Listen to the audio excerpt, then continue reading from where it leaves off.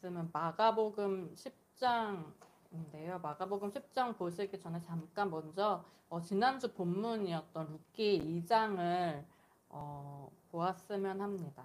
룻기 2장 11절에서 12절 다시 함께 보시겠습니다. 보아스가 그에게 대답하여 이르되 네 남편이 죽은 후로 네가 시어머니에게 행한 모든 것과 네 부모와 고국을 떠나 전에 알지 못하던 백성에게로 온 일이 내게 분명히 알려졌느니라. 여호와께서 네가 행한 일에 보답하시기를 원하며 이스라엘의 하나님 여호와께서 그의 날개 아래에 보호를 받으러 온 너에게 온전한 상 주시기를 원하노라 하는지라. 아멘.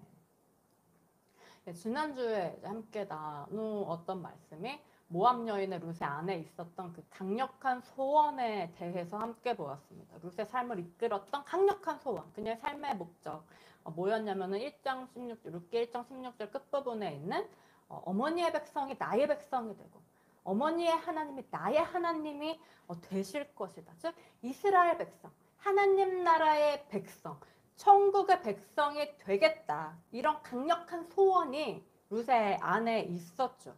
그래서 이 소원이 룻으로 하여금 무엇을 하게 했느냐 하니까 방금 보신 2장 11절을 보시면 이 소원 때문에 룻이 행한 두 가지 일이 나왔죠.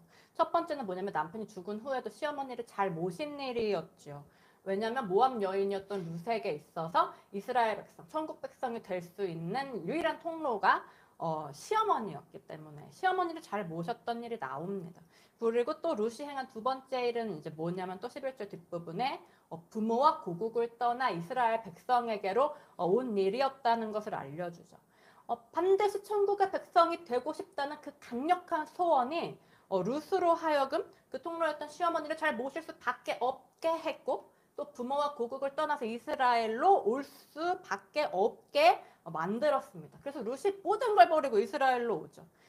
그리고 나서 온 이스라엘에서 이제 룻이 받는 축복이 바로 본문 12절의 보아스의 말과 같이 여호와께서 네가 행한 일에 보답하시기를 원하며 이스라엘의 하나님 여호와께서 그의 날개 아래에 보호를 받으러 온 너에게 온전한 상 주시기를 원하노라 라는 귀한 축복을 받습니다. 그래서 지난주에 이제 이 보아스의 이 축복 속에 있는 하나님의 날개 아래에 보호를 받으러 온다는 것이 무엇인지 그리고 이렇게 하나님의 날개 아래에 보호를 받으러 온 사람이 받는 온전한 상이라는 게 무엇인지를 함께 봤지요. 하나님의 날개 아래 보호를 받으러 온다는 것은 무엇이었습니까? 여기서 말하는 하나님의 보호는 무엇에 대한 어떤 보호였는가 하니까 하나님의 보호라고 하면 우리는 쉽게 우리의 모든 걸 지켜주시는 나의 가족과 나의 건강과 나의 미래와 나의 사람다운 삶과 나의 당연한 모든 권리와 인간으로서의 존엄성 이런 것들을 이제 보호하고 지켜주시는 그런 하나님을 생각하는데 그런데 룻은 어떠했느냐 하면은 이스라엘 땅에 들어올 때부터 룻은 이미 그런 거는 싹 다 버리고 들어왔어요. 이방인 중에서도 특히 모압의 여인이었던 룻, 이스라엘 백성에게는 완벽한 차별의 대상이었죠.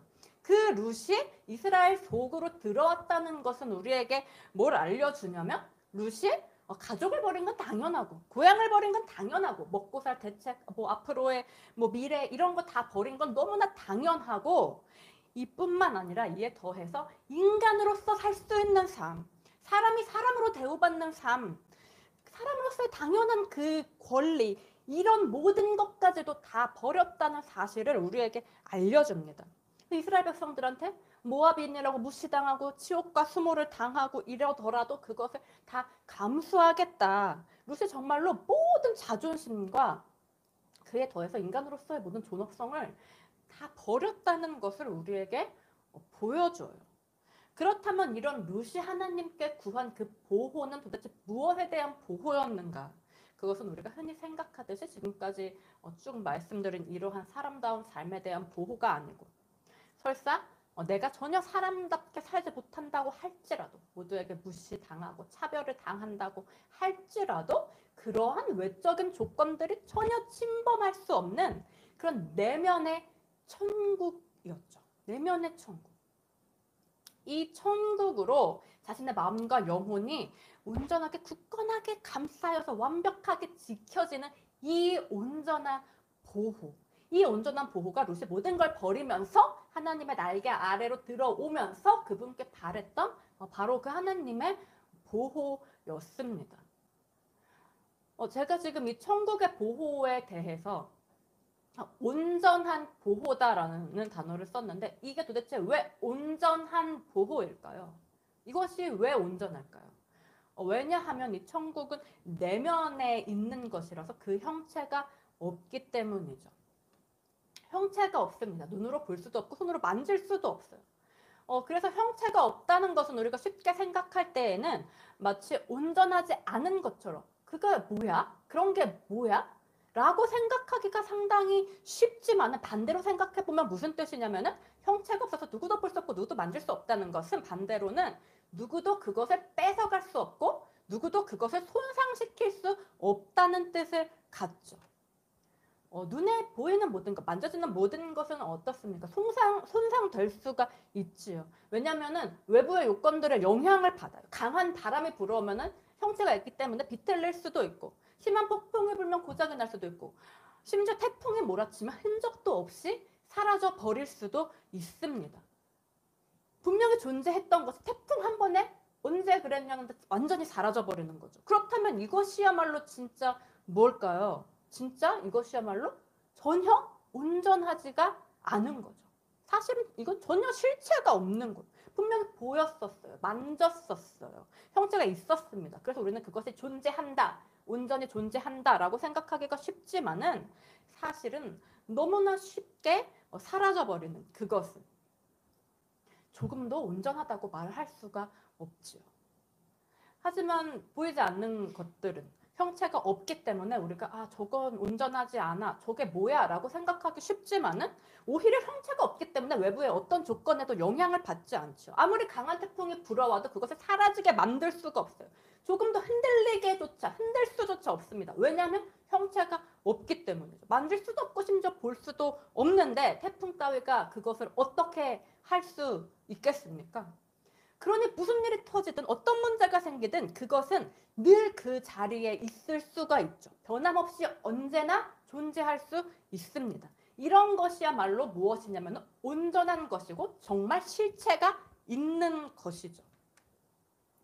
이게 어떤 이야기냐 하면 우리가 마음속에 편안감이나 안정감, 즐거움 이러한 것들을 느끼는데 그것을 느끼는 이유가 만일 우리 눈에 보이고 우리가 실제로 그 형체를 접하는 많은 것들에 있다면 예를 들어서 우리 가족의 안녕, 건강이라든지 현재 내가 누리고 있는 그런 사람다운 삶이라든지 내가 당연하게 생각하는 그런 권리와 기준 같은 것들 이런 것들이 잘 보존될 때에 우리는 그것으로 인해서 쉽게 편안함이나 안락감을 느낄 수가 있죠. 인생이 행복하다고 쉽게 생각할 수가 있습니다. 그런데 사실은 이러한 것들은 어떠하냐면 조금만 환경의 변화가 생겨도 조금만 상황에 문제가 생겨도 순식간에 뒤바뀌어 버릴 수가 있어요. 건강, 기후만 좀 바뀌어도 아니면 요즘처럼 뭐 전염병만 좀 돌아도 쉽게 이룰 수가 있지요. 내가 누리고 있는 삶이요, 우리의 삶, 정책이 조금만 바뀌어도 경제 상황이 조금만 바뀌어도 아니면 어떤 문제만 살짝 터져도 쉽게 잃을 수가 있습니다. 그럼 당연히 어떻게 될까요? 그걸로 인해서 내가 누렸던 즐거움이나 안정감 같은 것들도 순식간에 같이 잃어버리고 맙니다. 그래서 평안하고 즐거웠던 삶이 한순간에 뒤집어져서 완전히 전복돼서 그렇고 고통스러운 삶이 되는 것은 정말 한순간이죠. 그렇다면은 만일 우리의 삶이 이렇게 쉽게 고통스러운 삶으로 즐거운 삶에서 고통스러운 삶으로 바뀔 수가 있다면 애초에 그 문제는 어디에 있을까요? 내가 누리던 것들을 잃도록 내 환경에 변화가 생긴 것 그것이 문제의 시발점일까요? 룻의 이야기가 우리에게 알려주는 것은 무엇이냐면 그게 아니라 문제의 시발점은 뭐냐 애초에 나의 안에 있는 평안과 즐거움의 원인이 무엇으로부터 비롯되었는가 내 가족의 안녕과 건강 내가 누리는 사람다운 삶 내가 생각하는 너무 당연한 기준과 그런 권리들이 지켜지는 이렇게 눈에 보이고 형체가 있는 그런 것들로부터 내 안에 있는 평안과 즐거움이 초래되었다는 것 자체가 문제다라는 것을 보여줍니다. 왜냐면 이런 것들은 환경의 변화로 인해서 얼마든지 비틀릴 수 있고 뒤집힐 수 있기 때문이죠. 그래서 룻의 이야기가 시작하기를 애초에 어떻게 시작을 하냐면 이런 것들 싹 다 버리고 떠나는 것에서부터 시작을 하죠. 내 가족도, 내 인간다운 삶도, 인간으로서 당연하게 누릴 수 있는 인간으로 대접받을 모든 권리들도, 나의 기준과 내 자존심과 그런 건 애초에 싹 다 버렸어요. 다 버리고 쫓아옵니다. 나오미를 따라와요. 그것이 룻 이야기의 시작이죠. 그러니까 룻이 다 버리고 시작한 이런 것들이 만일 우리의 평안과 즐거움의 원인이 된다면 우리는 시작부터 이미 잘못되어 있는 거죠. 그렇다면 우리가 느끼는 이 나의 평안과 즐거움의 시발점은 과연 무엇이어야 할까요? 지금까지 말씀드린 이런 외부의 조건에 얼마든지 변할 수 있는 이런 것들이 아니고 외부의 영향을 전혀 받지 않는 내면에 있는 것, 나의 내면에 있는 것, 내 안에만 있어요. 내 안에만 있어서 누구에게도 보이지 않고 형체도 없어요. 그럼 당연히 어떨까요? 외부의 영향도 전혀 받지 않죠. 뭐가 보여야지 그래야 외부의 영향을 받는데 이것은 뭐 누가 만들 수도 없으니까. 오직 내 안에 아무 형체 없이 무형으로만 존재하기 때문에 아무도 할 수 없고 볼 수 없고 느낄 수 없습니다. 오직 누구만 볼 수 있고 만질 수 있고 느낄 수 있습니까? 나만. 그리고 내 안에 임해 계신 그리스도만 만질 수 있고 볼 수 있고 느낄 수가 있지. 그래서 내 안에 나의 내면에 임한 것을 우리가 이제 뭐라고 부르냐면 천국이라고 부르죠. 이런 내면의 천국, 이 내면의 천국으로 인해서 우리에게 오는 평안과 즐거움, 바로 이것만이 온전한 평안과 온전한 즐거움이고 이 내면의 천국이 보호가 되는 것, 완벽하게 이 내면의 천국의 보호를 받는 것이 바로 하나님의 온전한 보호지요. 그래서 이 내면의 천국을 위해서 다른 모든 것을 싹 다 버리고 하나님을 찾는 것, 이것이 바로 하나님의 날개 아래로 보호를 받으러 들어가는 것이다 라고 알려주는 이야기가 바로 룻의 이야기였습니다. 그럼 성경이 이 이야기를 룻을 통해서만 하는가 하면은 그렇지 않죠. 예수님께서도 똑같은 이야기를 하십니다. 함께 보시겠습니다. 오늘 본문 마가복음 10장 28절에서 30절 말씀 보시겠습니다. 네, 마가복음 10장 28절에서 30절 말씀 함께 봉독하시겠습니다. 베드로가 여짜와 이르되 보소서 우리가 모든 것을 버리고 주를 따랐나이다.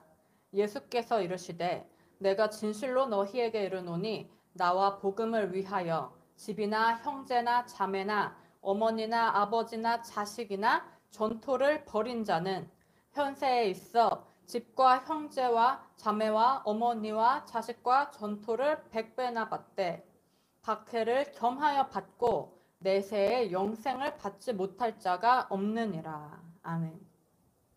잘 아시는 말씀일 텐데 28절 보시면 베드로의 이 말로 단락이 시작이 됩니다. 보십시오. 우리가 모든 것을 버리고 주를 따랐습니다.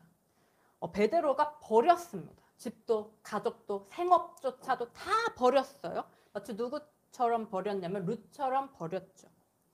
그리고 마치 룻이 모든 걸 버리고 나오미를 쫓아왔듯이 베드로도 모든 것을 버리고 예수님을 쫓아왔습니다. 사실 지금의 이 베드로와 룻 사이에는 굉장히 큰 내면적인 차이가 있지만은 이것은 다음에 기회가 있으면 함께 보시고 일단 겉으로 보이는 유사점만 보면 베드로와 룻이 굉장히 유사한 그런 모습을 보여주고 있어요. 이런 베드로에게 예수님께서 하시는 말씀이 29절, 30절이죠.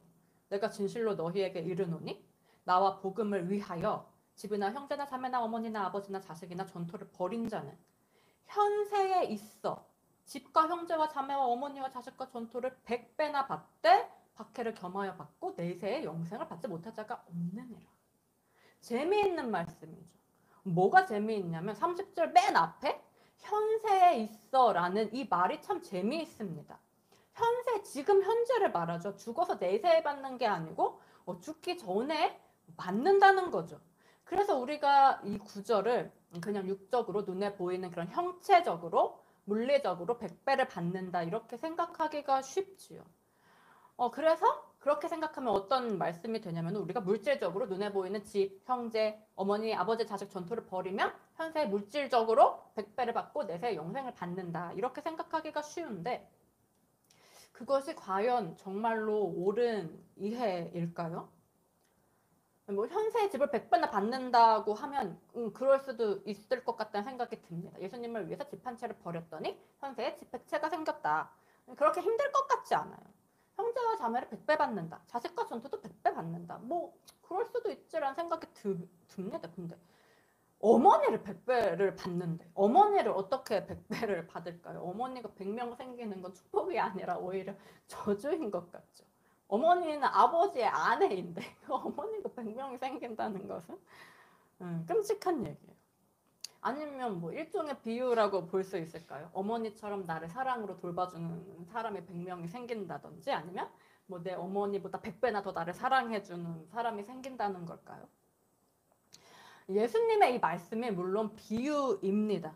비유는 비유인데 우리가 이런 식의 비유로 생각을 하면 심각한 문제가 초래돼요. 뭐냐면 크게 두 가지 문제가 초래가 되는데 첫 번째 문제는 지금 룻기에서 뭘 확인하고 왔냐면 이러한 외적인 조건, 집이라든지 가족이라든지 전토라든지 이런 외적인 조건이 우리가 누리는 즐거움과 평안의 원인이 된다면 이건 원인이 잘못된 거라는 부분을 먼저 봤습니다. 이 원인, 우리 안에 있는 평안과 즐거움의 원인은 이렇게 눈에 보이는 것들이 아니고 보이지 않는 내면의 천국, 여기에 그 원인이 있어야 하지요. 그런데 만약에 내가 집을 버렸는데 실제로 나중에 다른 집에 100채 생겨서 위로를 받는다. 어머니를 버렸는데 실제로 어머니보다 더 어머니 같은 사람이 100배 어머니 같은 사람이 생겨서 내가 위로를 받는다. 이러면 변한 게 사실은 없어요. 여전히 나의 평안과 즐거움의 원인은 내적인 내면의 천국에 있는 게 아니고 여전히 다른 외적인 조건들에 있기 때문이죠. 그럼 이건 정말 큰 문제입니다. 그리고 또 두 번째 문제는 뭐냐면 지금 예수님의 말씀을 이렇게 물리적으로 생각하면 성경끼리 서로 상충되는 얘기가 돼버리죠. 예를 들어서 10계명 중에 5계명이 내 부모를 공경하라지 않습니까? 내 부모를 공경하라 딱 찍혀 있는데 예수님이 부모를 버려라? 말이 안 맞죠. 또 예수님이 지금 자식을 버리는 것도 얘기하고 계신데 또 바울은 나중에 뭐라고 하냐면 너희 자녀를 노엽게 하지 말라. 지금 모세와 예수님과 바울이 다 서로 딴 얘기를 하는 게 됩니다. 성경이 굉장히 모순적인 책이 되지요. 그럼 우리가 성경을 볼 필요도 없고 배울 필요도 연구할 필요도 없을 것입니다. 그럼 이 예수님의 말씀을 우리가 어떻게 이야기해야 할까요? 사실은 예수님의 말씀을 꺼내셨을 때부터 이미 비유라고 생각을 해야 합니다. 시작에서부터 비유예요. 내가 입을 열어 비유로 말하고 창세부터 감추인 것들을 드러내리라. 이미 예수님의 베드로한테 집이나 형제나 자매나 어머니나 전투, 아버지나 자식이나 전투를 벌인 자는 이라는 말씀부터가 이미 비유의 시작인 거죠. 그렇다면 집, 형제, 자매, 아버지, 어머니, 자식 전투는 뭐에 대한 비유일까요? 먼저 첫 번째로 등장하는 집은 무엇을 의미할까요? 집은 사람이 쉬는 곳이지요. 편안함과 안락함의 아이콘입니다. 그럼 여기서 집은 뭘 상징한다고 볼 수가 있냐면 불편함이나 힘든 그런 상황, 불안한 그런 상황을 배척하고 편안한 삶을 추구하는, 안락한 삶을 추구하는 사람의 욕구와 기준, 육적인 편안함과 안락함을 가장 귀중한 가치로 여기고 그걸 추구하면서 사는 우리의 자아를 의미합니다. 사람은 누구나 다 이런 본능을 갖고 있죠. 편하게 살고 싶지 불편하게 살고 싶은 사람 아무도 없습니다. 그래서 계속해서 기술이 개발되고 과학도 발전하면서 지금까지 왔죠. 편하게 살고 싶어요. 힘들게 고생하면서 살고 싶은 사람은 없습니다. 그런데 주님께서 지금 하시는 말씀은 뭐냐면 집을 버리라고 하세요. 그렇다면 만약에 집이 이러한 편안함이나 안락감의 상징이라면 우리에게 편안함에 대한 모든 욕구와 안락함에 대한 모든 욕구를 버려라라고 하시는 거죠. 그러면 100배로 얻게 된대요. 우리가 어떻게 100배로 얻을 수가 있을까요? 눈에 보이는 집, 그 집, 불안전하고 일시적인 외부 요인에 의해서 얼마든지 흔들릴 수 있는 그 집이 우리에게 주는 그 편안함과 안락함 대신에 내 마음 가운데 들어온 하나님의 집, 내면의 천국, 그것이 우리에게 주는 편안함과 안락함으로 보상을 해주시겠다는 거죠. 이 집만 우리 안에 있으면 어떨까요? 이 하나님의 집만 우리 안에 있다면 우리가 비록 몸은 불편하고 힘든 환경 속에 처해 있다고 할지라도 그 어떤 환경에서도 불편함이나 괴로움을 느끼지 않는 온전한 편안함과 안락함 속에 거할 수가 있을 겁니다. 쉽게 이렇게 생각해 볼 수 있을 것 같아요. 사람에게 집이 주는 편안감과 안락감의 수치를 1이라고 쳐보는 거죠. 그렇다면 어떨까요? 이 1의 안락감이 바로 사람에게 있어서 집이 갖는 의미고 사람에게 있어서 집의 실체라고 말할 수가 있을 겁니다. 집이란 꽃, 집, 이꼴 1의 안락감인 거죠. 1이. 그럼 사람이 만약 집을 잃게 된다면 이 1의 안락감을 잃겠죠. 그럼 안락감이 0이 될 겁니다. 안락감이 0이 되는 것은 아무도 원하지 않아요. 그래서 사람이 집을 꼭 붙들려고 하죠. 안락감이 0이 되면 너무 불안하고 너무 불편하고 너무 힘드니까요. 그런데 만일 주의 이름을 위하여 이 집을 버렸다. 말로는 집을 버렸다라고 표현하지만 실제로는 뭘 버린 걸까요? 1의 안락감을 버린 거죠. 그럼 어떻게 될까요? 안락감이 0이 되겠죠? 안락감이 0이 되면 어떨까요? 엄청나게 불편하고 힘들겠죠. 불안하고 고통스러울 겁니다. 그런데 과연 하나님이 사람을 이런 고통 속에 두시는 분인가 하는 것입니다. 하나님을 위해서 1의 안락감을 버렸는데 그런 자신의 자녀를 0의 안락감이라는 그 고통 속에 두시는 분이 하나님인가? 예수님의 말씀은 그렇지 않다라고 말씀을 하세요. 네가 나를 위해서 1의 안락감을 버렸느냐? 그렇다면 나는 오히려 수십 배의 안락감으로 너를 채워줄 것이다. 네가 나를 위해 1의 안락감을 버린다면 나는 30배의 안락감을 더해줄 거야. 네가 나를 위해 2의 안락감을 버린다면 나는 너를 위해 60배의 안락감을 더해줄 거야. 네가 나를 위해 3의 안락감을 버린다면 나는 너를 위해 100의 안락감을 더해줄 것이다. 그래서 사람이 그냥 집을 잃는다면 안락감이 0이 되겠지만 주의 이름을 위하여 버리면 오히려 30, 60, 100이 될 것이다 라는 이 말씀이 바로 30배, 60배, 100배의 결실을 맺으리라 라는 주님의 말씀이죠. 집이 없어도 안락감이 100이라고 하십니다. 남들은 집이 있어도 안락감이 1이고 2이고 3인데 나는 오히려 집이 없어도 안락감이 30이고 60이고 100이래요. 어떻게 그 일이 이루어집니까? 눈에 보이는 내 육신의 집 대신에 주님께서 친히 나의 영혼의 집이 되어 주심으로써죠.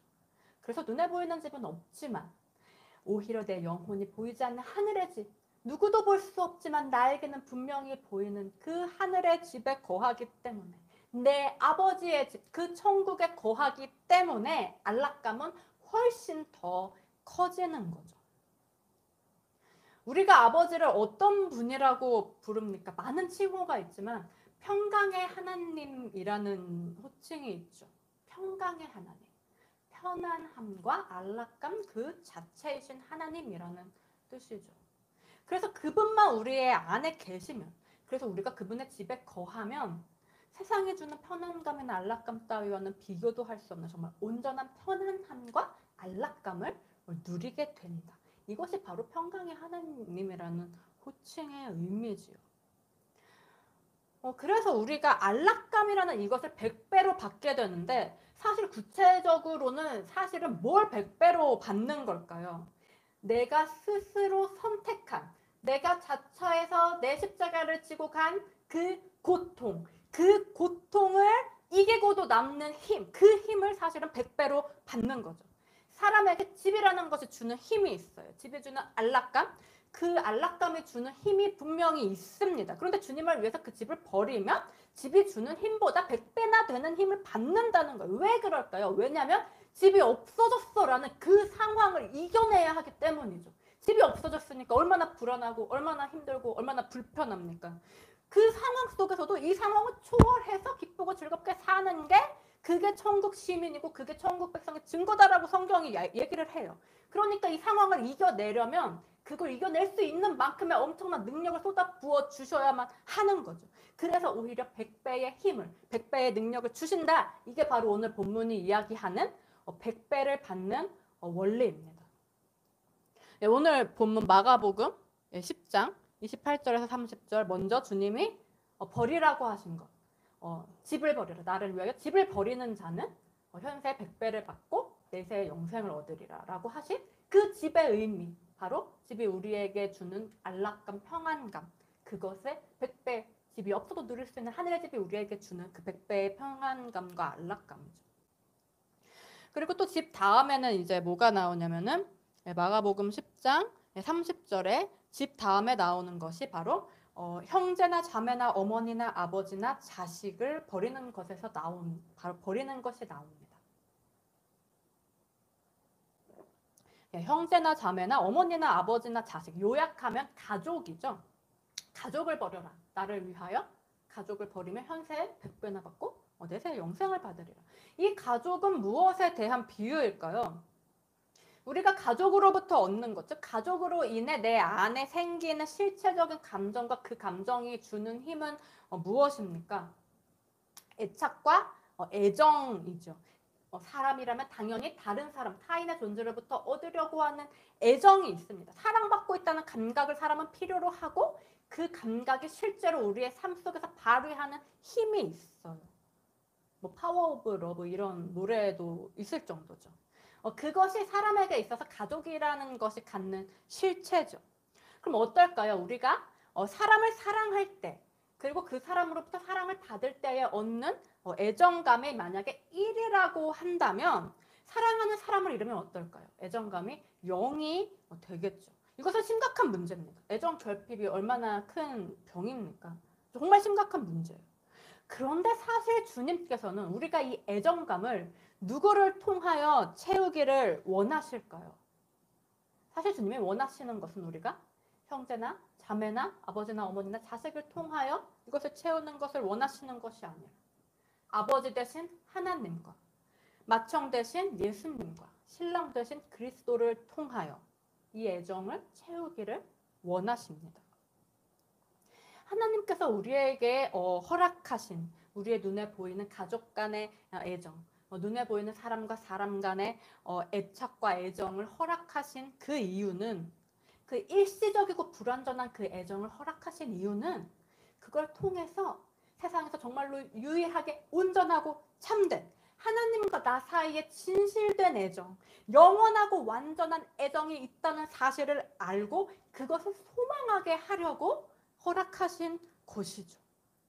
그래서 우리가 그 완전한 애정 속으로 들어가게 되면 설사 가족이 다 없어진다 해도, 설사 천재지변이 일어나든지 전쟁이 일어나든지 아니면 전염병이 돌든지 해서 이 세상에 나 혼자만 남게 된다고 할지라도 내 안에 있는 애정감은 언제나 100%. 이게 하나님께서 우리에게 원하시는 참된 사랑의 힘이고, 이것이 바로 예수님께서 지금 가족을 버리는 것에 대해서 하시는 말씀이죠. 가족에 대한 애착을 버려라. 가족에 대한 애정을 버려라. 사실은 이 애착과 애정이 왜곡된 것일 때가 많죠. 정말로 이것이 온전한 것이라면 우리가 서로로 인해서 늘 기쁘고 늘 행복하고 즐거워야 합니다. 그런데 그럴 때보다 너무 사랑하기 때문에 오히려 과도하게 걱정하고 그 상대로 인한 근심이 생길 때가 더 많아요. 몸이 아프다고 하면 건강 때문에 걱정이 되고, 여러 가지 그 하고 있는 일들 때문에 걱정이 되고, 사랑이 사랑으로 끝나지 못하고 걱정으로 이어집니다. 심지어는 가족이라는 이유로 우리가 또 상대방에게 예의 없이 함부로 대할 때도 있죠. 그렇다면 이 애정과 애착이 정말 얼마나 왜곡된 것입니까? 이 왜곡된 애착을 버릴 때, 왜곡된 애정을 버릴 때 우리는 비로소 하나님께로부터 오는 정말로 온전히 완벽하고 온전히 진실한 영원한 100배의 애정을 누릴 수가 있습니다. 그래서 이렇게 온전하지 못한 사람 간의 애정, 왜곡된 애정과 애착, 이것을 버려야 한다는 말씀이 바로 형제나 자매나 어머니나 아버지나 자식을 버려라 라는 말씀이죠. 그렇다면 만일 우리가 이런 불완전한 애정과 애착을 버리고 정말로 하나님께로부터 온 온전한 애정으로 우리의 마음이 채워진다면 그 후에는 어떨까요? 이 온전한 애정으로 나의 가족도 온전하게 사랑하게 되고 온전하게 그들을 섬길 수가 있겠죠. 그래서 그 사랑이 또 가족 안에서도 넘쳐나니 이것이 바로 또한 100배의 사랑이 될 것입니다. 바로 이런 사랑이 우리의 가정에 넘쳐나는 것이 하나님의 기쁘신 뜻인 줄을 믿습니다. 마지막으로 전토를 버려라 라고 말씀을 하십니다. 여기서 전토는 무엇을 뜻할까요? 전토는 아그로스라는 단어로 농지를 이야기합니다. 거기서 나는 것으로 사람을 먹고 살게 만드는 농지지요. 즉 1차적으로는 먹고 사는 문제를 의미하는 것이 전토입니다. 잘 먹고 잘 살려는 마음 혹은 그 정도는 아니지만 그래도 굶지는 말아야지 같은 이런 마음, 이것을 한 단어로 표현하면 부요감이나 생활 안정감 이런 단어로 표현할 수 있겠죠. 예를 들어서 전토가 우리에게 주는 그 부요감이, 생활의 안정감이 1이라고 또 쳐보는 거죠. 그럼 어느 날 갑자기 전토를 잃으면 부요감이 0이 되겠죠. 사람들은 이 느낌을 정말로 미치도록 싫어합니다. 부요감이 0이 되는 거, 안정감이 0이 되는 거, 가난한 걸 끔찍하게 싫어하고 생활이 위기에 처하는 걸 정말로 지독하게 싫어해요. 그런데 사실 사람이 그 느낌을, 그 가난이 주는 느낌, 그 부족함이 주는 느낌을 싫어하는 그 가장 큰 이유가 뭘까요? 물론 굶으면 몸이 고통스럽고 굶어 죽을 수도 있으니까 싫기도 하겠지만은 이러한 몸의 고통이나 두려움보다는 사실 뭐가 더 큰 원인이 되냐면 사람은 보통 가난을 수치스럽다고 생각합니다. 창피하다고 생각해요. 부끄러워하고 자신의 가난을 들키면 체면이 깎인다고 생각하고 누가 나를 불우이웃처럼 보면 자존심이 상하죠. 가난, 먹고 사는 문제가 해결되지 않아서 생기는 가난, 이 가난이 주는 육체의 고통보다 더 큰 고통은 사실은 뭐냐면 바로 자존심의 고통이죠. 그렇다면 결국 전토라는 것이 사람에게 갖는 실체는 뭐냐면 자존심이라고 말할 수 있을 겁니다. 전토를 버려라. 자존심을 버려라. 같은 의미를 가질 수 있죠. 자존심이라는 게 뭘까요? 사실은 우리가 느끼는 거의 모든 고통을 유발하는 원인이 자존심이죠. 거의 모든 시작이 자존심에 있습니다. 내가 설정해 놓은 기준이 그 기준에 부합되지 않는 일, 그 기준에 맞지 않게 이걸 무시하는 사람, 여러 가지 것들이 우리의 자존심을 손상시키고 그것이 우리에게 큰 고통을 유발해요. 근데 자존심은 자라는 글자로 시작하죠. 스스로 자. 무엇에 대한 자입니까? 나의 옛 자에 대한 자아죠. 옛사람의 것이죠. 나 자신의 자아가, 육의 자아가, 즉 옛사람이 자존심이라는 것을 만들어내요. 그래서 끊임없이 우리를 그것이 주는 고통 속으로 몰아넣습니다. 그렇다면 이 자존심이라는 게 주는 이 고통에서 해방될 수 있는 방법은 오직 무엇일까요? 나 자신의 자아가 아닌 하나님께로부터 온 그리스도의 자아, 그 그리스도의 자아로 살아가는 거죠. 그래서 나 자신의 자아가 만들어낸 자존심이 아니라 그리스도의 자아가 우리에게 새롭게 주는 그 새 사람으로의 그 자존감, 그것으로 살아가는 것. 이 외에는 다른 방법이 없어요. 그래서 오늘 주님께서는 말씀하십니다. 나와 복음을 위하여 전토를 벌인 자는 현세에 있어 전토를 100배나 받고 또한 내세에 영생을 받으리라. 이 전토를 우리가 그 실체를 자존심으로 본다면 무슨 뜻이 될까요? 오늘 그리스도를 위하여 자기의 자아와 그 자아가 초래하는 자존심을 다 버리는 자는 현세에 있어 자신의 자아보다 100배나 귀한, 아니 1000배, 1000배 비교할 수 없이 귀한 그리스도의 자아를 받아서 영광스러운 그리스도인의 삶을 100배의 결실을 누리면서 살다가 그 달려갈 길을 다 마친 후에 내세에는 그리스도의 나라에 들어와서 영생을 누리게 되리라. 보아스가 룻에게 축복을 했습니다. 이스라엘 하나님 여호와께서 그 날개 아래에 보호를 받으러 온 너에게 온전한 상 주시기를 원하노라. 하나님의 날개 아래에 보호를 받으러 가는 것 무엇입니까? 오늘 마가복음 10장이 우리에게 알려주는 그것의 정체는 뭐냐면, 첫째는 집이 나에게 주는 보호를 버리고, 즉 세상이 나에게 주는 불완전한 안락감과 불완전한 편안감을 버리고 오직 하나님께서 주시는 온전한 편안함과 온전한 안락함을 누리기 위해, 그리고 그것의 보호를 받기 위해 그분의 날개 아래로 가는 거죠. 또한 하나님의 날개 아래에 보호를 받으러 가는 것은 무엇일까요? 둘째는 가족이 나에게 주는 보호, 즉 세상이 나에게 주는 불완전한 애정감과 애착감의 보호를 버리고 오직 하나님께서 주시는 온전한 애정의 보호를 받기 위해 그분의 날개 아래로 가는 것입니다. 마지막으로 하나님의 날개 아래 보호를 받으러 가는 것 무엇일까요? 셋째로 전토가, 나의 사업이, 내가 하는 모든 일이, 나의 생활 대책이 나에게 주는 보호를 버리고, 즉 돈이 나에게 주는 불완전한 부요감과 안정감, 그 것들을 버리고, 그리고 그 속에서 내 자아가 만들어내는 내 모든 자존심과 내 모든 기준들을 버리고 오직 하나님께서 주시는 그리스도의 자아, 그 안에 있는 온전한 부요함과 온전한 평안함의 보호를 누리기 위해서 그분의 날개 아래로 가는 것입니다. 그럼 우리가 그분의 날개 아래에서 받게 되는 이 완벽한 보호들이 바로 뭘까요? 이것이 바로 루시 보아스에게 축복받은, 그리고 우리가 주님께 약속받은, 우리에게 준비된 주님의 온전한 상이지요.